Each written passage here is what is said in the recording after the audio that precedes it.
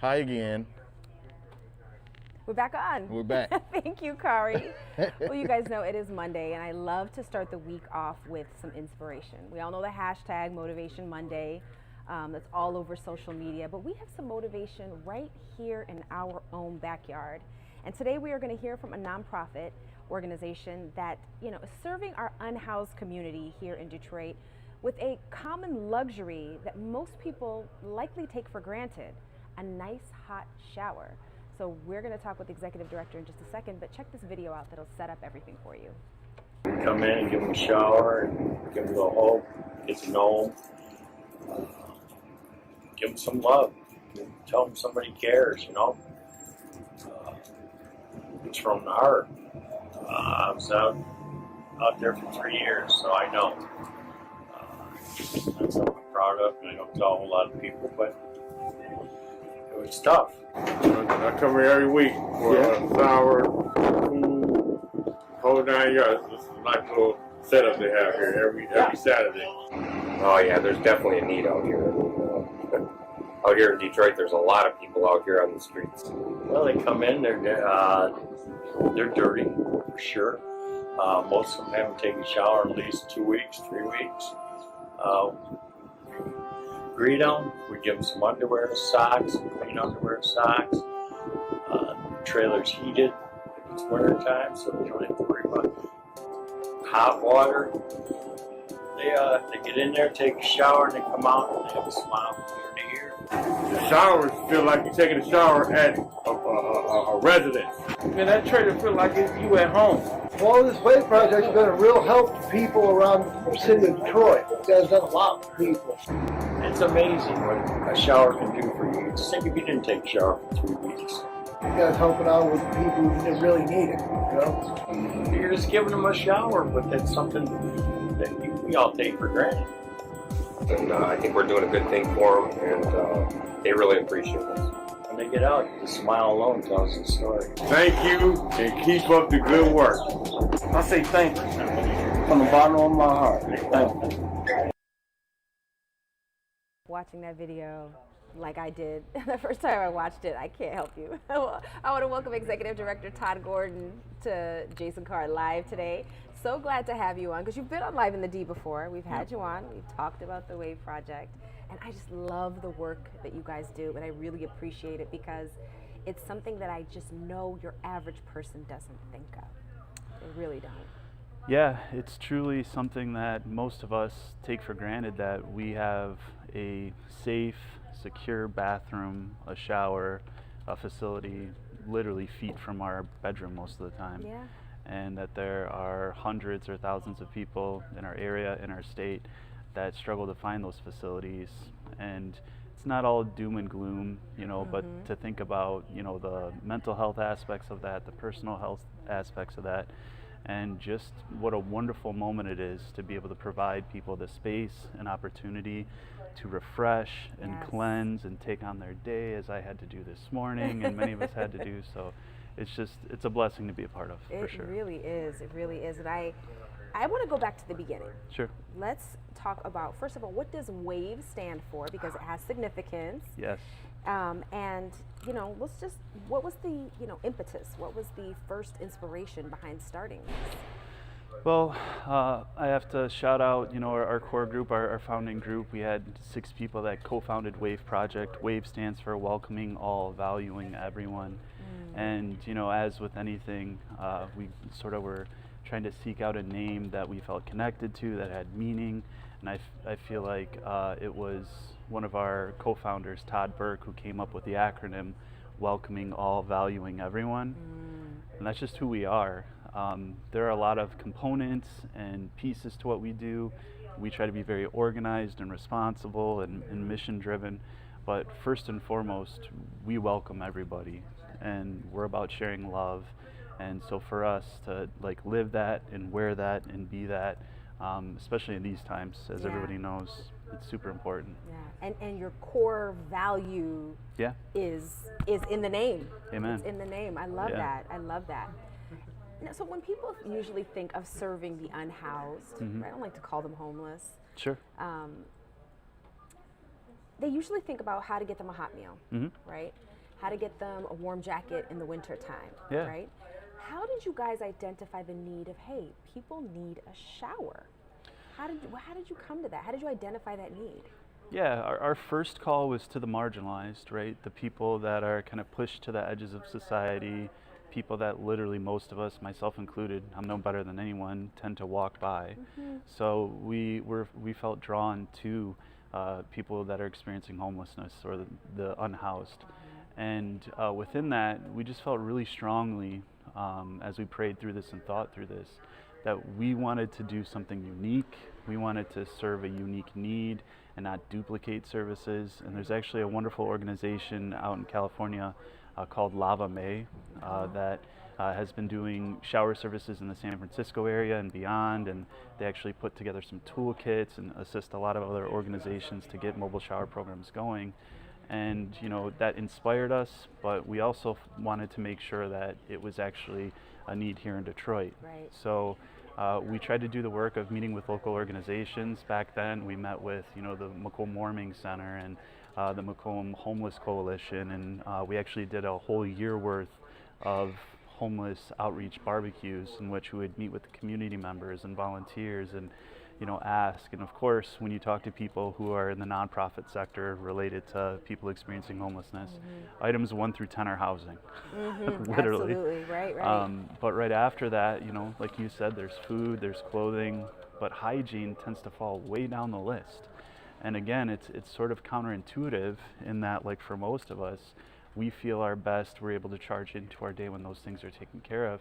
But then when you go past that to the personal health components of that, or the relational elements of that, somebody feeling capable and ready and able to engage with a relationship or go to a job interview or any of those sorts of things. So it became really clear to us that it was showers and hygiene, and Metro Detroit and a lot of our donors and supporters and volunteers and even kind people like you that give us an opportunity to talk about what we do have just rallied around us, and it truly is amazing to sit in this chair 4 years in and think of like all the wonderful things that have been going on. Yeah, so did you imagine that 4 years ago that you would have been No. able to serve this many people? I'm a music teacher. Shout out to Yeah. Lake Orion. I teach middle school choir in Lake Orion, and I joke all the time, whether it be driving a big trailer or dealing with the administrative end or being in a TV studio, like they did not teach me this in music school. Right. And it's not just me, it's so many wonderful people on our team and on our board of directors. But it's amazing to step into this space and be of some help to people who need it. So what's it like for you when you see the reaction of people who are able to take a shower? Because like you said, you said it, and I don't want to skip over this, but feeling like you're clean Yeah. and presentable, right? And there's no odor. Like, let's get honest and raw Sure. with it. Yeah. That might prevent some people from going to get, a free meal because they feel self-conscious, right? Amen. Or like you said, engaging with someone who does want to help them, who really does want to meet a need, but they don't feel well enough to show up even for that blessing. So on most days, personally, I don't feel put together enough to do many things, right? And if we consider people that are experiencing homelessness for long term, even the short term, there are many barriers that they're dealing with. It could be substance abuse issues, it could be mental health issues, it could be relational issues. So a lot of people don't really consider how hygiene and certain supports play into that. Many people just walk right by them as they go down the street. Friends and family members, justifiably in some cases, are at their wits' end or maybe don't want to engage. And then when we think of the introspective part of that for the individual, not feeling their best or feeling healthy or feeling presentable, not always, but sometimes can play into that. I've had people say as much to me. So when we talk about the hygiene end of it, absolutely. The day-to-day, our first person who took a shower in our shower unit was a man named Edward, is a man named Edward, sorry, he's still around. And he took a shower on the way to his job interview. Oh, wow. And to be able to provide that for certain people.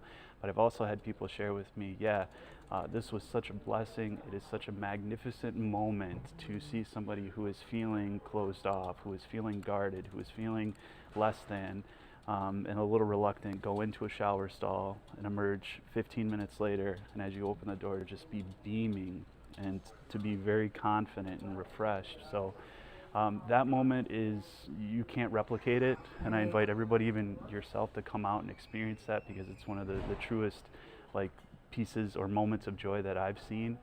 But over and above that, like something I always think about is like almost like that book that some of my students bring me to sign for them as they go on through the years, all the places you go, like where those individuals are going to go from there. That's right. Right, that moment, either through that day or beyond. And again, we're just happy to be there to help out. All right, now Carr, you had a question? I do. This is our producer. Super quick. Hi. Hey. All right. First of all, I want to show everybody this. I'm going to do that real quick. This, my friend, is an undertaking. Yes. How do you go from, idea? I have a way that I want to go about helping someone, to this, because this is great. So how do you end up making that transition from just fabricating this in your mind to getting here? Yeah. So I have to say that for us, it is all about community, and it's all about our team and the people that not only God brought us in the beginning, but the people that God continues to bring. Wow. So our lead coordinators, Pat and Dean. My wife Laura is actually the coordinator of the Essentials Van. Right. They're out on Tuesdays and Thursdays making this happen. On Saturdays, we are completely dependent on volunteers. Right. So Steve Peruka, our groups from different churches like Kensington, and I'm messing it up, but I think it's 232 in Livonia, that come out and just prop this up. But over and above that, our co-founders, everybody kind of came together and shared their insights and their perspectives. But even circling back to Lava May, they had a whole toolkit that we could download. And I remember actually just like clicking through links, like aggregating all the information that they gave us. They shared their wisdom and what worked for them or what didn't work for them. And to me, it's a beautiful model of how not only nonprofit organizations, but people can truly lift each other up and inspire each other, because there's so many great organizations here in Metro Detroit and beyond that are trying to get out there and trying to do good work and trying to lift others up. And if we just share a little bit of information, if we share a little bit of funding, if we share our platform, we can empower one another. And as far as the trailer goes, the truck goes, our Essentials Van, it's a mobile clothing closet that's in a full-size van. We got that on the road within 2 months because one of our board members, Steve Peruka, and a gentleman who was working for us at the time, Ryan Murphy, literally made CAD plans to put all of the shelving on the inside, literally cut the hole in the side of the van to put the window in. And it's so many people in our area that we well know that are talented, that are engineers, that are teachers, that work in finance, that just used how they're built to lift this up and put it out there. And I tell you, every day, like I wake up and I think about this thing, and it's like, wow, I could have never imagined. But then you think about how great people are and how talented and wonderful they are. It's because of them, that we're able to do this and get this on the road. I could share story upon story about how this shouldn't work, and it does.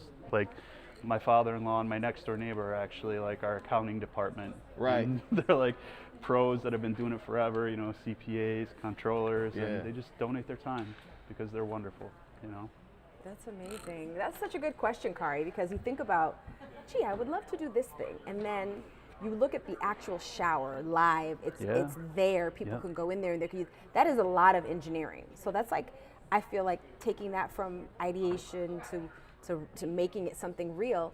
But then you need a whole crew, I feel like an army, to take this from place to place so people can take a shower. You said that's all volunteer run? So we have a model that actually has a little bit of both. We started out with all volunteers, like I said, people like Steve and George and Chris and Dan, I'm leaving out names right now because I'm on TV, but all of these people, Diane and Kevin and everybody that jump in, but it came to the point where we had the trailer fabricated out of Indiana, so if I engineered it, it wouldn't go anywhere. Like it was a custom job out of Indiana that we went down and picked up. Shout out to Scott for going down to get it with me. But we got to the point where people wanted us to give more services during the week, and a lot of us, like, we're unique in that, you know, we don't have a brick and mortar. It is a conglomerate of, you know, people coming together. So we had to make the decision to hire some part-time people to run a couple of times during the weekdays. So Tuesdays and Thursdays, our organization hired, you know, some people to run our shower service and the essentials van on those days. And then on Saturdays, it's volunteer run. And then also we partner with organizations like McRest and other partners to sometimes do services during like weeknights with some of the warming centers or rotating shelters and things like that. Excellent. Nice. So, you know, I'm sure that the people who walk away from their shower and who are, you know, use your services, they feel great. Now, how does it feel to be on the other side for you and, you know, the people that you work with, to see how you're bringing joy into people's lives through something that, like I said, we all take for granted. We even take hot water for granted, because I've traveled extensively. Just because there's some water coming out of the shower head does not mean that it's actually hot water. So it's a much bigger deal than we might, you know, be able to conceptualize living in a comfortable country. Sure. And, you know, I think anybody that has comforts or any level of safety, you know, that's wonderful and beautiful. But in this instance, to be able to take a nice bathroom to somebody, and I think that's a big point for anyone in need, not only people that are unhoused, transportation's a barrier. So there's some wonderful organizations around that open up their facility for showers, right? But that individual might need to make the choice of, am I going to use my bus ticket to go get a meal today, or am I going to use my bus ticket to go across town and get a shower? So the ability to actually physically take a shower and clothing to those in need is a benefit that like is immeasurable. But then, like, you know, I joked about my buddy Scott Bray and I going down to Indiana to pick it up. At the time, like, I had never driven a big trailer. You know, we're literally a hope and a dream with this deal. And Scott was kind enough to go down. When we picked it up, I opened it up and I'm like, because it was custom built, I'm like, this is nicer than the bathroom I had in college. You know what I mean? This is nice. So it's a really nice facility. We have on-demand, you know, hot water. It is climate controlled. And there are so many wonderful organizations in the city and around town, and I'm not trying to disparage anybody, but our clients often say to us, the showers at the place that I'm staying are not comfortable or safe, or I much prefer, and we have some partnerships where the guests say, like, we prefer your showers. And I'm not bragging. Time out. I don't want to jump in. It's just we have a cut in, so let's do that, and we'll come right back. All right. All right, cool. So this will be just a minute.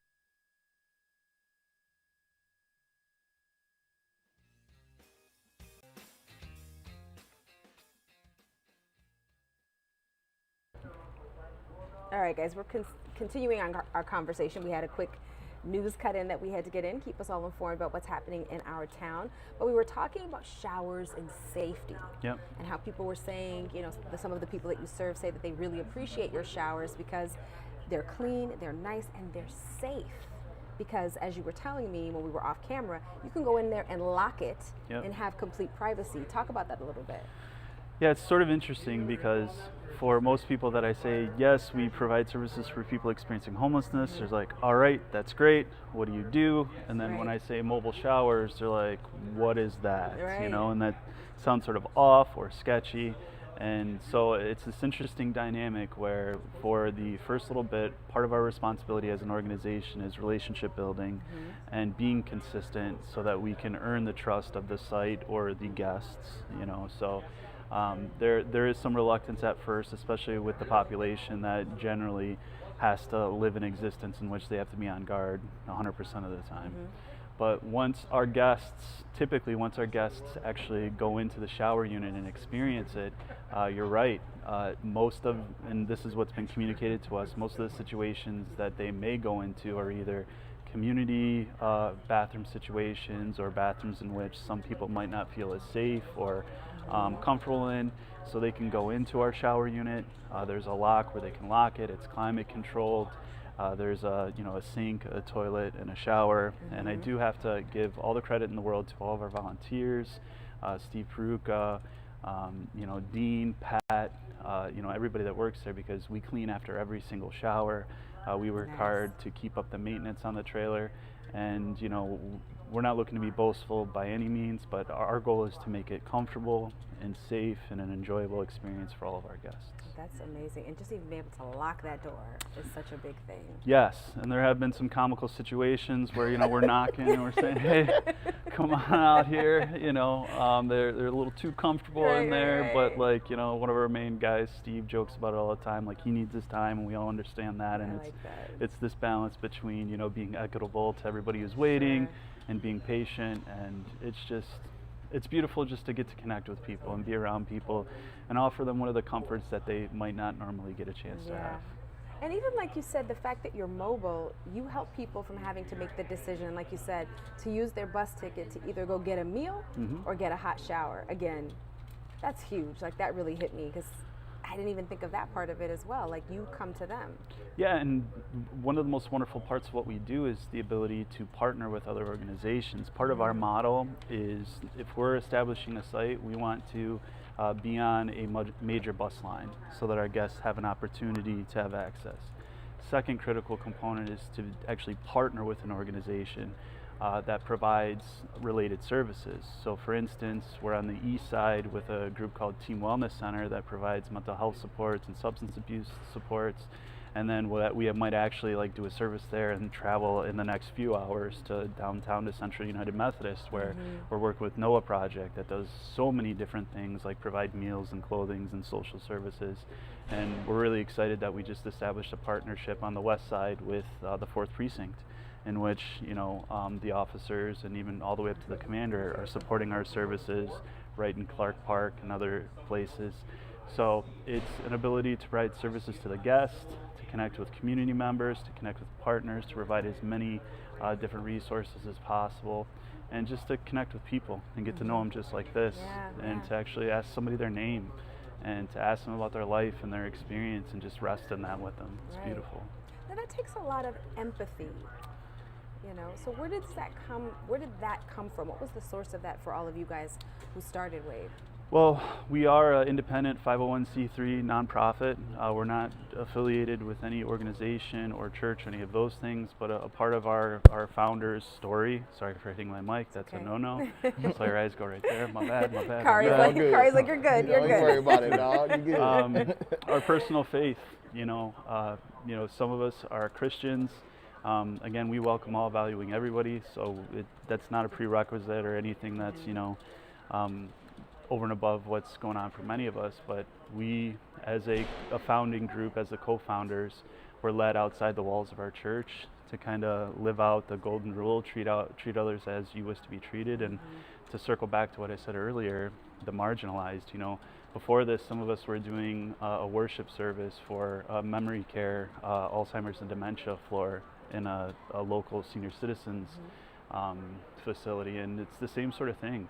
The people, you know, in our communities, and not somewhere far away, the people like right where we live, Oakland County, Wayne County, downtown, Rochester, wherever it may be, that we would walk right by. And a lot of people feel uncomfortable, and that's understandable. A lot of people don't know what to do. But we like to say, you don't need to solve anything. It's not your responsibility to improve anybody's situation, but to look somebody in the eyes and say, hey, how you doing? And to actually like listen or learn someone's name.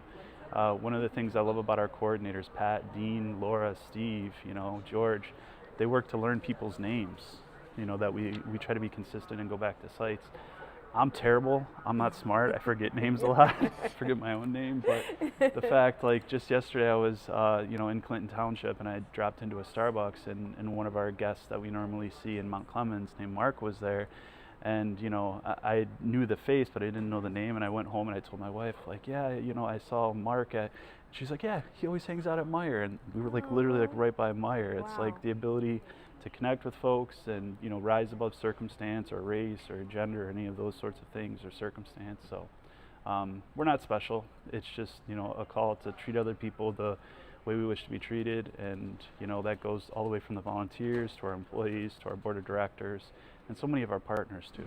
Well, you definitely make people feel special. I know that just by watching the videos and seeing what their reactions are and show them telling you and expressing to you how much it means to them, that is special. That is special. It's great. So, but I have another question for you. So often people want to serve. They want to give back in some capacity or another, you know, but they feel like it has to be this huge endeavor. Like I have to start, you know, something like the WAVE project. How would you inspire people who are watching right now to give or to serve, even though they feel like what they have, what resources they have available is just not enough? Oh, well, it's not that much. Or, oh, you know, I only have 1 hour a week. You know what I mean, Carr? That kind of thing, you know, where they feel like they don't even have enough to give. How would you encourage them? Well, I often say that WAVE Project is a phenomenal example of this because we're not full-time. We are unique in that it is only through the strength of our group and the community and people that we don't even know yet that are going to be kind enough to give a little bit of their time or a little bit of their talents or a little bit of their treasure to make this work. So I well understand the feeling that like I want to get out and help. And for some people it's not, you know, people experiencing homelessness. It may be another calling or another way that they want to help their community. And my encouragement is just go and lock arms with other people and do what you can, no more or no less, and leave the guilt behind. Our 6 co-founders, the strength of our group is that, you know, we had no expectation or judgment of one another. We were trying to do what we could do, and we just had faith and believed that this wonderful, wonderful community, Metro Detroit, would provide people and resources and opportunity.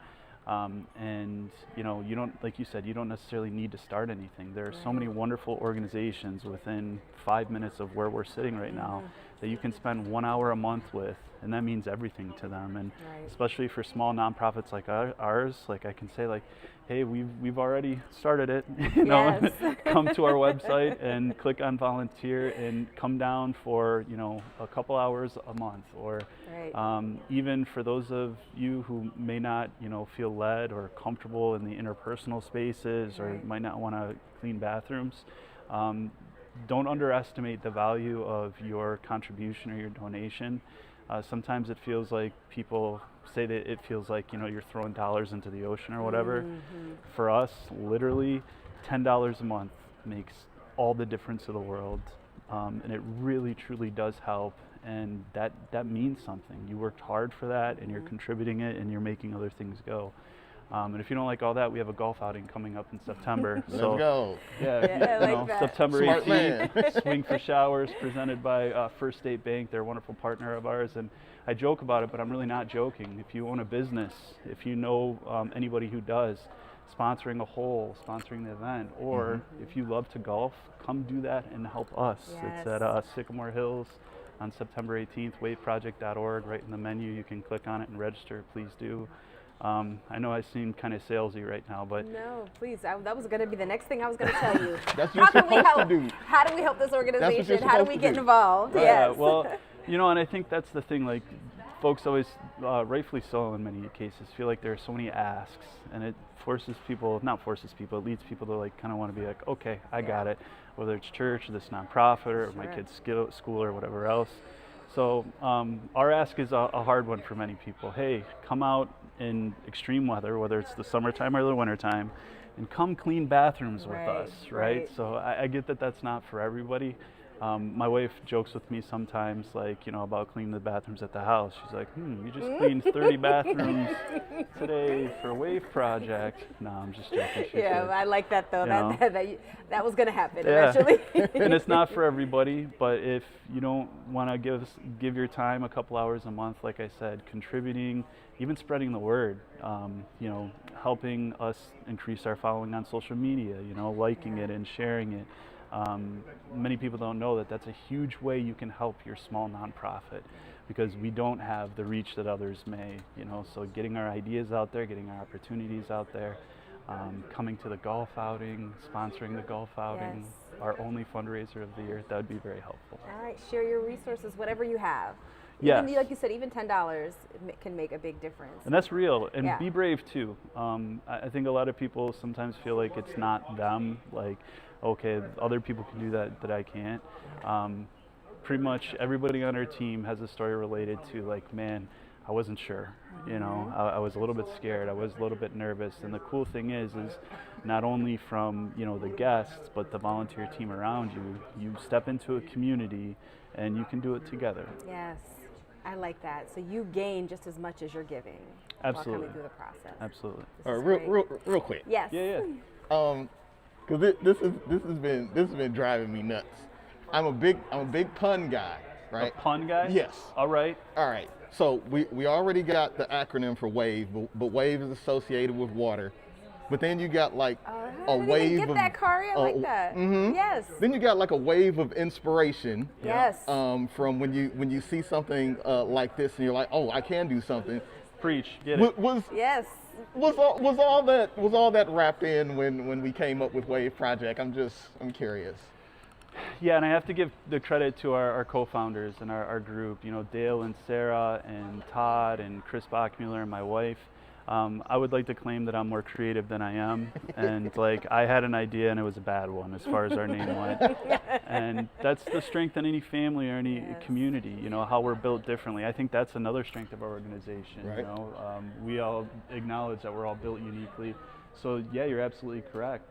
In those conversations, you know, like I said, I think it was Todd who kind of came up with the acronym, and then as in any conversation, and then it's, you know, symbolism of water. Yes. And Sarah Pittman, one of our good friends and a co-founder, she came up with "Join the Wave," you know, as a hashtag, and you know, some other sorts of things. So you don't ever mean to be sort of like kitschy or any sort of thing like that, but it truly is, and it is representative of what's borne out in reality.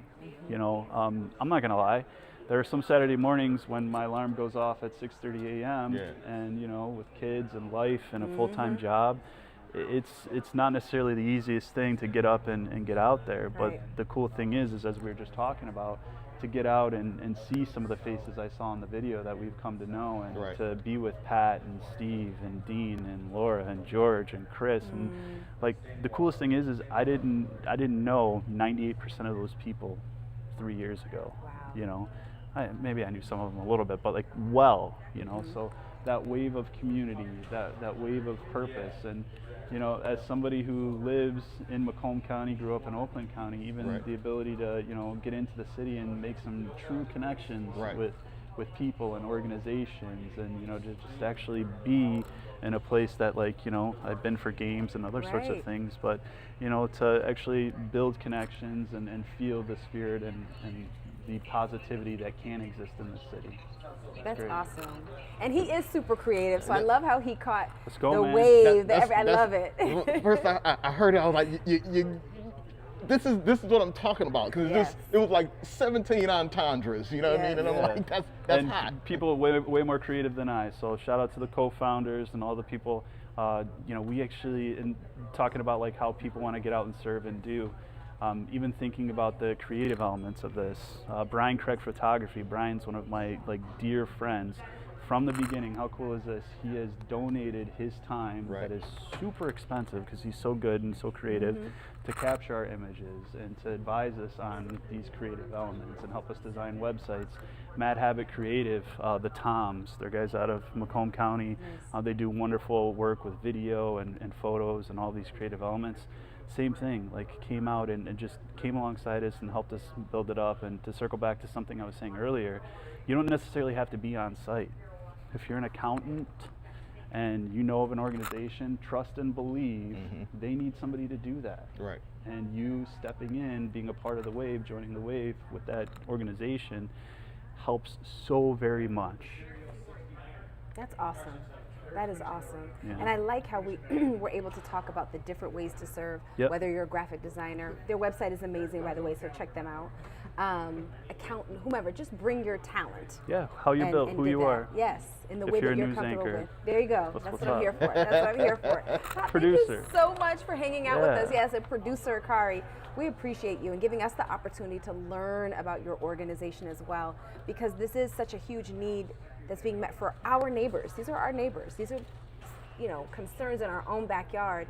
And my whole point was to really kind of bring awareness, shine a light, and I'm constantly trying to force myself to be grateful, right? And to push myself for that, because you can complain about 100 things every single day, but I'm trying to counteract that personally with gratitude. Amen. And I wanted to, kind of bring you in to help us start this week off in that way. Yeah, and if I could, I don't know Sure. if we're on a time crunch here. Awareness is huge and it's big, and right now coming out of COVID, unfortunately there are a lot of like traditional mainstay organizations in our area that no longer exist. There's some supreme gaps. Warming centers in our city or even in Macomb County or Oakland County that like don't exist, and people don't know that. Like right now in some of our counties there's not a plan for that, right? Or a place to get meals or whatever else. So I say all of that to say, number one, please know that there are a lot of people that are experiencing homelessness that need your help, and it doesn't have to be with Wave Project. I just went to the Detroit Rescue Mission prayer breakfast a couple weeks ago. They do phenomenal work, right? So jump in, help out for the least of these. And then secondly, as far as our group goes, we just pray that we can continue to do good work and keep moving forward. This next year, we hope to do over 2,000 showers and to distribute over 4,000 items, and we do need your help. So visit waveproject.org if you can, jump in to volunteer, visit our Amazon wish list. We've laid it out for you. You can make a couple of clicks and it'll send it directly to our door. And I joked about the golf outing earlier, but like literally we need golfers. We need more foursomes. If you love to golf or you know somebody who does, Swing for Showers presented by First State Bank, visit our website. And we need whole sponsors as well to help make our work in 2023 and beyond possible. I love it. Thank you so much again. Thank you. And this is your opportunity to jump in and get involved. We appreciate you so much. Thank you. Likewise. All right, everyone. Great conversation. How are we doing on time, Kari? I'm totally... So it is currently 9:19. Okay. I know that you have. I have to get ready for Live in the D. That's right. So just give them a quick rundown on what's going on in about 40 minutes. In about 30 minutes, Live in the D. What I'm really excited about is Music Monday. We have a very interesting young lady. Her name is Isra Darwich, and she's actually a student at Wayne State University, but she is also a singer-songwriter. You went to Wayne State too? I love it. And she is going to be our Music Monday, of course. Michelle Oliver is going to be filling in since I'm filling in for Jason Carr. And we're just going to have a really good time. I'm excited about it. We're going to share some musical selections, Michelle and I. And Live in the D is going to be awesome, setting your week off the right way as always. So I will see you guys at 10 a.m. For that. And thank you guys so much for hanging out while I fill in for Jason Carr Live. Thank you again to Todd for coming in, talking about Wave Project. Shout out to Kari for always being a delight to work with. And I'll be hanging out with you guys all week long. No We've got a packed week for you guys. So join me at 10 a.m. and I will see you guys tomorrow morning. Bye. Bye.